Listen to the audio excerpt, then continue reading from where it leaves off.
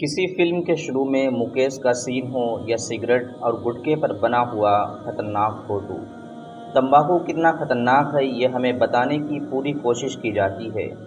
کیا آپ نے کبھی سوچا ہے کہ بھارت میں اس تمباکو جیسے زہر کو کون لے کر آیا؟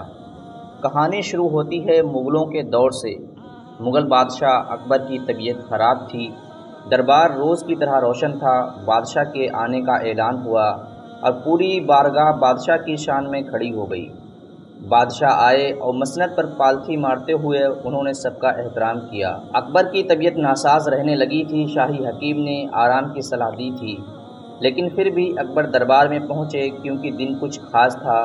بیجاپور سے مرزا اسد بیگ ایک خوشخبری لے کر لوٹے تھے۔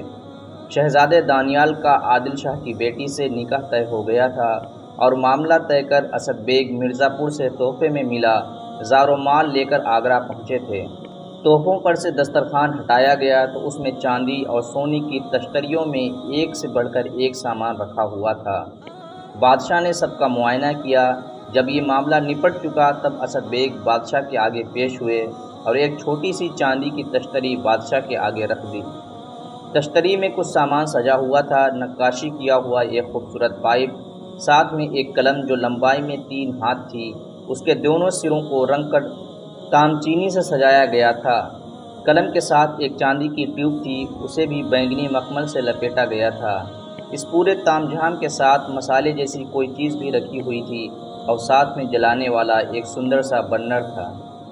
یہ عجیب و غریب سامان دیکھ کر اکبر نے اسد سے پوچھا، یہ سب کیا ہے؟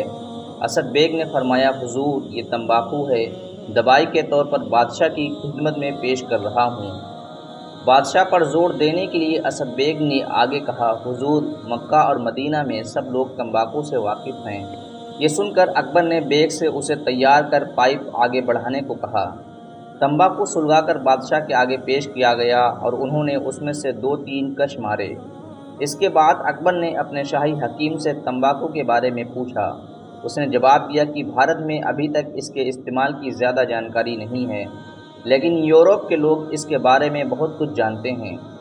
بادشاہ اکبر نے اس کے بعد تمباکو کو کبھی ہاتھ نہیں لگایا، لیکن مغل بھارت میں تمباکو کی شروعات ہو چکی تھی۔ اگلے 1 دشک میں تمباکو کے سیون میں اس قدر بڑھوتری ہوئی کہ مغل بادشاہ جہانگیر کو 1 ڈگری جاری کر تمباکو پر بین لگانا پڑا۔ ایک ایسا بھی دور تھا جب دنیا کو تمباکو کے ہانیکارک پرواروں کی جانکاری نہیں تھی۔ لوگ ایروپلین یہاں تک کہ اسپتال میں بھی تمباکو کا سیون کرتے دیکھے جاتے تھے۔ پھر جیسے جیسے تمباکو کے اوپر شوध بڑھا تو پتہ چلا کہ اس کے کتنے ہانیکارک پربھاؤ ہو سکتے ہیں۔ سال 1987 میں جاگرکتا بڑھانے کے لیے ادیش سے ورلڈ ہیلتھ آرگنائزیشن نے طے کیا کہ ہر سال 31 مئی کو نو تمباکو ڈے کے روپ میں منایا جائے گا۔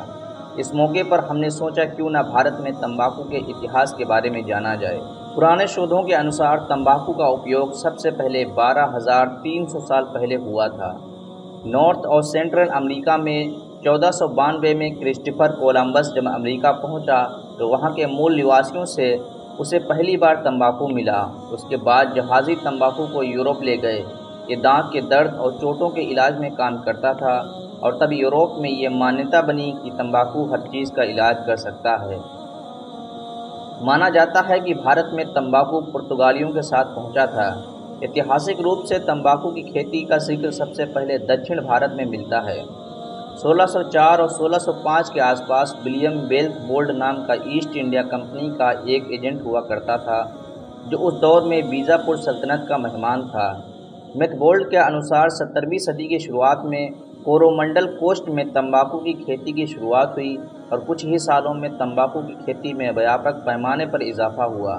سال 1622 آتے آتے کورومنڈل کا تمباکو نہ کیول لوکل ڈیمانڈ پوری کر رہا تھا بلکہ اسے برما تک نریات کیا جانے لگا تھا۔ اس کے علاوہ 17ویں صدی کی شروعات میں سورت میں تمباکو کی کھیتی کا ذکر ملتا ہے، یعنی بھارت میں 2 علاقوں آندھر اور سورت کے علاقوں میں ایک ہی دور میں لیکن الگ الگ تمباکو کی کھیتی کی شروعات ہوئی۔ تھامس باؤری نام کے ایک برٹش مرچنٹ نے 1669 اور 1679 کے بیچ میں بھارت میں تمباکو کے اپیوگ کا بیورہ دیا۔ ایک جگہ وہ لکھتا ہے کہ اتر بھارت میں فقیروں کی باقی سامان ساتھ تمباکو دان میں دیا جاتا تھا اور کورومنڈل کے علاقے میں شادیوں میں پان سپاری کے ساتھ تمباکو دینے کی پرتھا ہے۔